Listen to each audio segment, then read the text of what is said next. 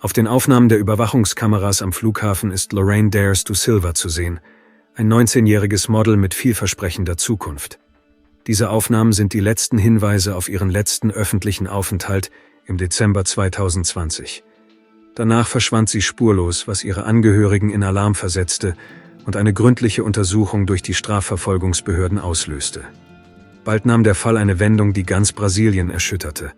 Hinter der Fassade verbargen sich brutales Verhalten und das Streben nach vollständiger Kontrolle. Die Geschichte fand große Resonanz und brachte schreckliche Details ans Licht. Lorraine Damares da Silva wurde 2001 in einer armen Familie in einem Bezirk des Bundesstaates Paraíba in Brasilien geboren. Von klein auf stand sie ihrer Mutter Andrea Maria Silva besonders nahe, die für sie eine Stütze und ein Vorbild war. Andrea war eine standhafte und hingebungsvolle Frau, die ihre Tochter in Ehrlichkeit, Respekt und Beharrlichkeit erzog.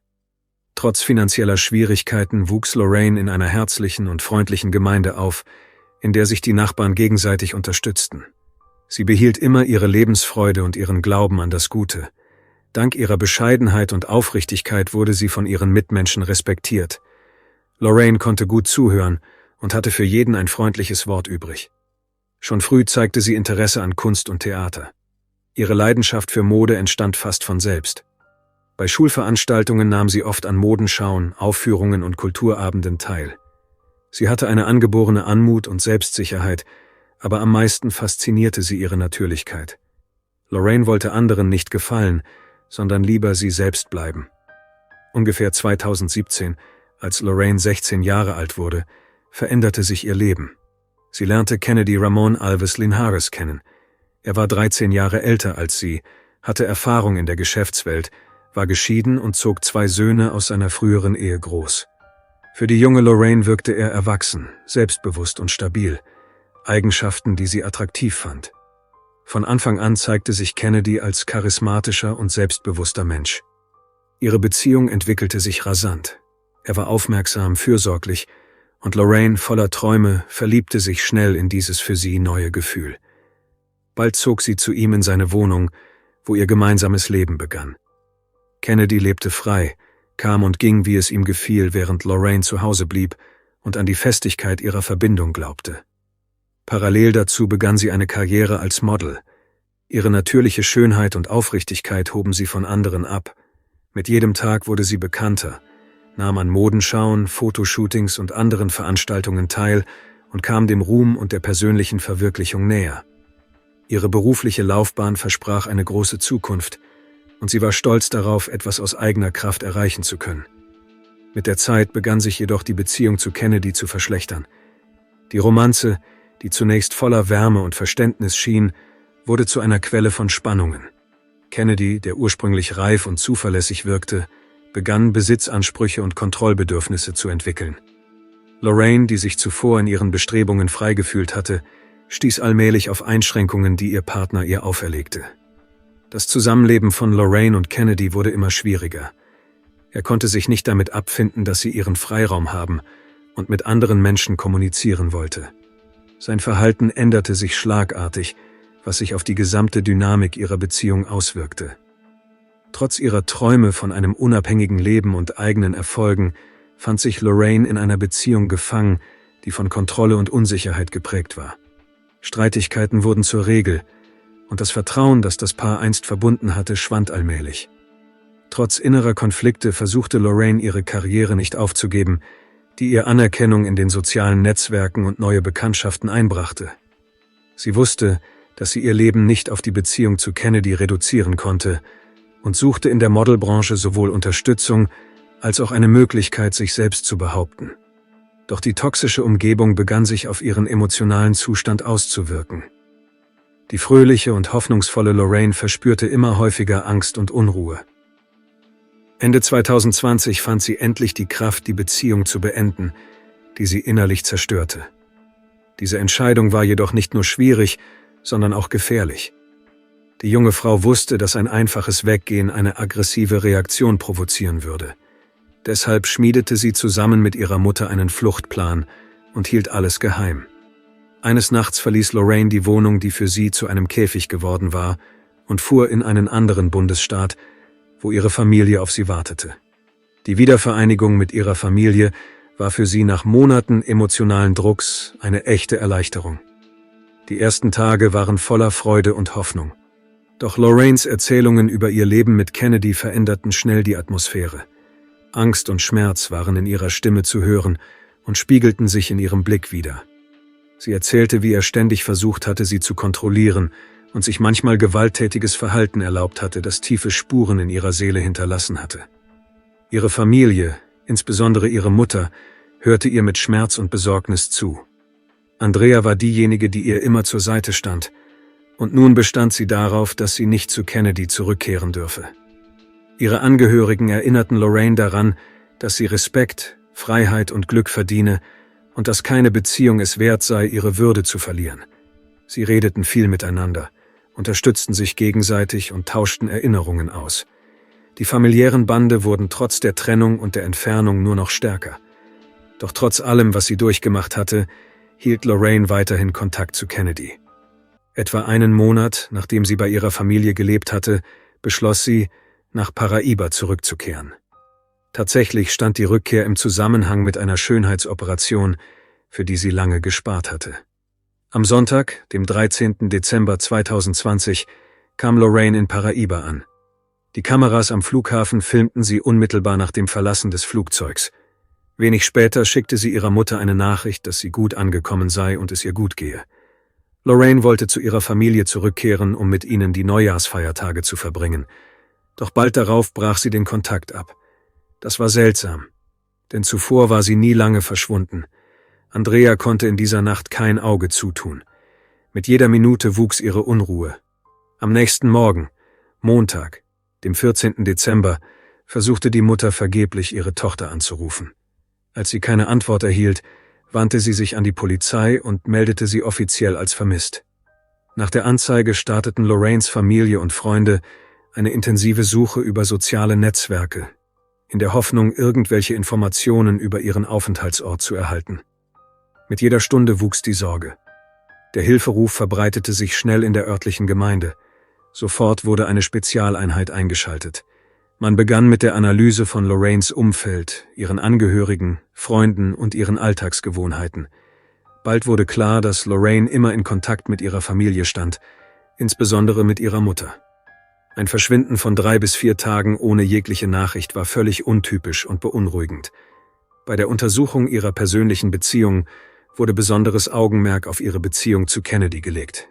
Im Laufe der Ermittlungen stellte sich heraus, dass Kennedy eine beunruhigende Vergangenheit hatte. Vor einigen Jahren war er wegen Körperverletzung gegenüber seiner Ex-Frau festgenommen worden. Darüber hinaus war er bereits Polizei bekannt. Sein Name tauchte in Fällen von illegalem Waffenbesitz und Handel mit verbotenen Substanzen auf. In den letzten Tagen vor ihrem Verschwinden löschte Lorraine Kennedy gemeinsame Bekannte aus den sozialen Netzwerken und brach den Kontakt zu ihren Angehörigen ab. All dies machte ihn zum Hauptverdächtigen. Die Lage spitzte sich zu, als die Polizei Informationen erhielt, dass Lorraine möglicherweise in eine andere Ortschaft im Bundesstaat Paraíba gezogen war. Dies war das Signal für ein sofortiges Eingreifen der Abteilung für besonders brutale Verbrechen. Von diesem Moment an übernahm diese Gruppe die Leitung des Falls. Die Ermittler begannen mit der Sammlung von Beweisen und überprüften alle möglichen Spuren, die zum Aufenthaltsort von Lorraine führen könnten. Einer der wichtigsten Hinweise waren die Aufzeichnungen der Überwachungskameras am Flughafen. Sie zeigten, wie Lorraine und Kennedy sich trafen. Ihr Verhalten wirkte ruhig, ohne sichtbare Konflikte. Lorraine stieg freiwillig in das Auto, was darauf hindeutete, dass es augenscheinlich keine Spannungen zwischen ihnen gab. Die Polizei veröffentlichte diese Aufnahmen in der Hoffnung auf Hilfe aus der Bevölkerung und in der Erwartung, dass dies helfen würde, den Tathergang zu rekonstruieren. Am Freitag, dem 18. Dezember, nahm Lorraine André eine Videobotschaft auf, in der sie verzweifelt alle, die etwas wissen könnten, um Mithilfe bat. Diese Tage waren für die Frau eine echte Qual. Sie konnte weder essen noch schlafen. Jede Stunde ohne Nachrichten von ihrer Tochter wurde zur Folter. Trotz ihrer düsteren Gedanken versuchte sie, sich an der Hoffnung festzuhalten, dass Lorraine in Sicherheit sei. Die Unterstützung ihrer Familie und Freunde war in diesem Moment besonders wertvoll. Am Morgen des 19. Dezember 2020 entdeckte eine Einheit der Bundesstraßenpolizei das Auto, mit dem Kennedy angeblich zu fliehen versucht hatte. Das Auto gehörte ihm nicht. Bei dem ersten Versuch, ihn festzunehmen, wurde Kennedy angehalten. Aber da noch kein Haftbefehl vorlag, wurde er zwar freigelassen, aber rund um die Uhr überwacht. Bald darauf gelang es der Polizei und dem Militär in einer gemeinsamen Operation, Kennedy wieder aufzufinden. Diesmal wurde er im Süden des Bundesstaates Bahia festgenommen und nach Paraíba gebracht, wo er von einer Ermittlungsgruppe verhört wurde, was einen Wendepunkt in den Ermittlungen darstellte. Bereits in der ersten Phase des Verhörs gestand Kennedy, was die Strafverfolgungsbehörden so sehr befürchtet hatten. Er gab zu, dass Lorraine ums Leben gekommen war. In seiner Version bestätigte er, dass er die Tat begangen hatte und gab zu, dass er ihr zuvor bereits gedroht hatte. Er behauptete, dass er sich nicht mit dem Ende der Beziehung und Lorraines Reisen, sei es beruflich oder privat, abfinden konnte. Dabei versuchte er, alles als spontane Tat darzustellen, als hätte er nichts im Voraus geplant. Während seiner Aussage brach er in Tränen aus, aber die Ermittler konnten nicht eindeutig feststellen, ob es sich um aufrichtige Reue handelte oder um den Versuch, Mitleid zu erregen. Seinen Angaben zufolge fuhr er am 18. Dezember mit Lorraine an die Küste des Bundesstaates, wo sie in einem von seinen Verwandten gemieteten Haus übernachteten. Der Abend verlief ruhig, sie unterhielten sich, aber gegen Abend kam das Gespräch auf eine mögliche Wiederaufnahme ihrer Beziehung. Dann kam es zu einem Streit. Kennedy behauptete, Lorraine habe zuerst aggressiv reagiert, woraufhin er sie am Hals gepackt habe, angeblich um sie zu beruhigen. Die Kraft, mit der er dies tat, war jedoch übermäßig. Lorraine verlor das Bewusstsein und dann auch alle Lebenszeichen. Nach dem Vorfall blieb er nach eigenen Angaben etwa 3 oder 4 Stunden lang bei der Leiche. Obwohl Kennedy wusste, dass Lorraine nicht mehr lebte, behauptete er, er habe gehofft, dass sie wieder zu sich kommen würde. Diese widersprüchliche Aussage erschwerte die Arbeit der Ermittler, denen es schwer fiel, seine Motive zu verstehen. Schließlich warf er die Leiche am Straßenrand weg. Später hielt er auf einer Landstraße an und verbrannte ihre Sachen, ihren Koffer, ihre Tasche und alles, was darin war. Er bestand darauf, dass er weder Geld noch Wertsachen von ihr genommen habe. Dann versuchte er zu fliehen in der Hoffnung, ein neues Leben beginnen zu können. Zunächst gelangte er in eine Nachbarstadt, wo er sein Auto bei einem Bekannten zurückließ und fuhr dann per Anhalter in einen anderen Teil des Landes. Später zog er in einen anderen Bundesstaat im Süden Brasiliens, wo bereits 2 Bekannte auf ihn warteten. Seinen Angaben zufolge boten ihm diese Leute Arbeit an. Als sich die Tragödie bestätigte, nahmen die Behörden Kontakt zur Familie von Lorraine auf. Als sie die Wahrheit erfuhr, fühlte André, als würde die ganze Welt unter ihr zusammenbrechen. Die Strafverfolgungsbehörden versicherten, dass sie nicht aufgeben würden, bis sie Lorraines Leiche gefunden hätten. Und tatsächlich führte Kennedy am Sonntagmorgen, dem 20. Dezember, eine Woche nach dem Vorfall, die Ermittler zu der Stelle, an der er Lorraine zurückgelassen hatte. Es war am Ufer eines Flusses unter einer Brücke. Die Leiche war stark verwest und musste vom Rettungsdienst mit viel Unterstützung geborgen werden. Lorraine war erst 19 Jahre alt. Kennedy wurde nicht nur wegen eines Verbrechens mit erschwerenden Umständen angeklagt, sondern auch wegen eines geschlechtsspezifischen Verbrechens. Das Gericht ordnete Untersuchungshaft an. Als er in die Untersuchungshaftanstalt gebracht wurde, folgten ihm Journalisten, die versuchten, eine Stellungnahme zu bekommen. Zunächst ging er schweigend mit gesenktem Kopf und versteckte sein Gesicht hinter einer medizinischen Maske. Als einer der Reporter ihn fragte, ob der Grund für die Tat ihre Weigerung gewesen sei, zu ihm zurückzukehren, schüttelte er schweigend den Kopf. Er fragte weiter, und Kennedy begann zu weinen, und auf die Frage, ob er seine Tat bereue, nickte Kennedy. Als er jedoch gebeten wurde, Lorraine etwas zu sagen, schüttelte er erneut den Kopf und lehnte ab. Auf die Frage, ob er glaube, dass er für seine Tat bestraft werden müsse, nickte er erneut und weinte weiter. Später wurde er in eine Untersuchungshaftanstalt gebracht. Sein Anwalt erklärte, er sei schockiert über die Geschehnisse, da sein Mandant ihm immer als ruhiger Mensch erschienen sei.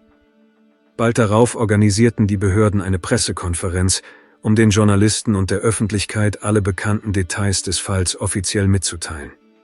Es wurde betont, dass Kennedy seine Schuld eingestanden habe und dass er dank der koordinierten Arbeit verschiedener Sicherheitskräfte des Bundesstaates Bahia schnell festgenommen werden konnte. Die Ermittler versuchten von Anfang an zu verstehen, was ihn zu dieser Tat getrieben hatte. Als Hauptgründe wurden Eifersucht und Kontrollsucht genannt. Nach Ansicht der Polizei betrachtete Kennedy Lorraine als sein Eigentum. Sie stellten fest, dass das Motiv der Wunsch war, eine Person zu dominieren und zu kontrollieren, die nicht mehr Teil dieser Beziehung sein wollte. Unter diesen Umständen fühlte sich Kennedy nicht nur als Partner, sondern als derjenige, der über Lorraines Leben bestimmte und sogar das Recht hatte, über ihr Schicksal zu entscheiden. Es war eine destruktive Beziehung, in der er psychologischen Druck auf sie ausübte. Er hatte bereits Drohungen ausgesprochen und sogar angedeutet, dass er ihr das Leben nehmen und dann sich selbst das Leben nehmen würde. Außerdem stellte sich heraus, dass er zum Zeitpunkt seiner Festnahme in Begleitung eines Bekannten namens Max Henrique Pessoa war. Einige Tage nach Kennedys Festnahme im Bundesstaat Bahia wurde bekannt, dass ein Mann namens Matos Henrique bei ihm war. Dieser Mann wurde am 3. Dezember in Campina Grande auf frischer Tat festgenommen. Bei ihm wurden 2 Schusswaffen gefunden, ein Revolver vom Kaliber 38 und eine Pistole. Die Ermittlungen ergaben, dass beide Waffen Kennedy gehörten, was ebenfalls Gegenstand einer separaten Untersuchung wurde. Alles deutete darauf hin, dass Kennedy auch an anderen Verbrechen beteiligt sein könnte, die in derselben Stadt untersucht wurden.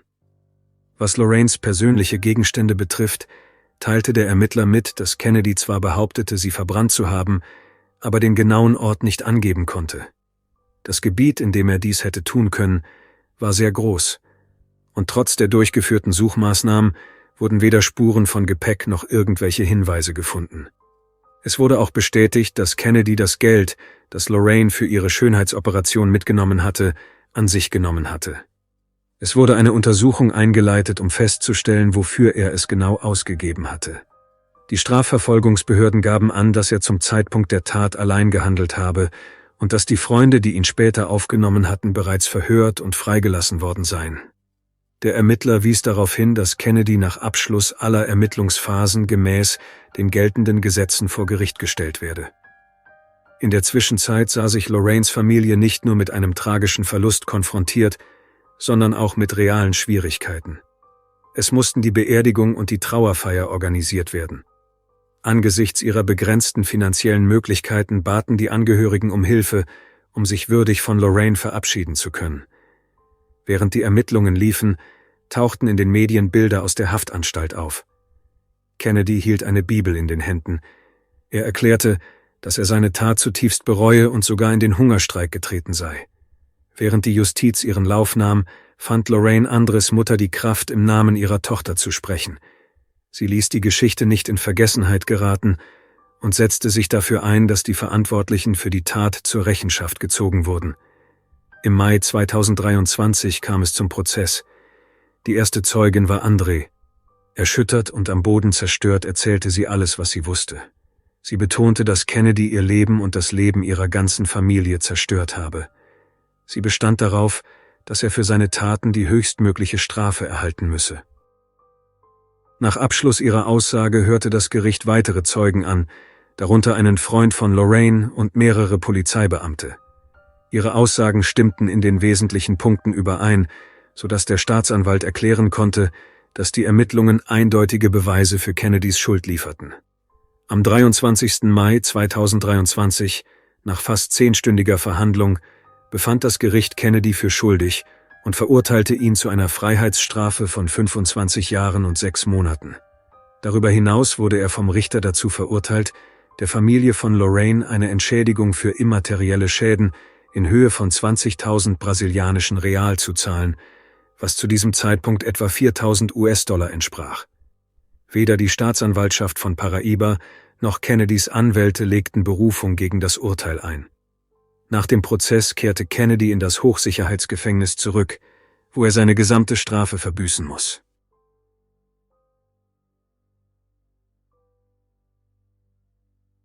Danke fürs Zuschauen und passen Sie auf sich auf.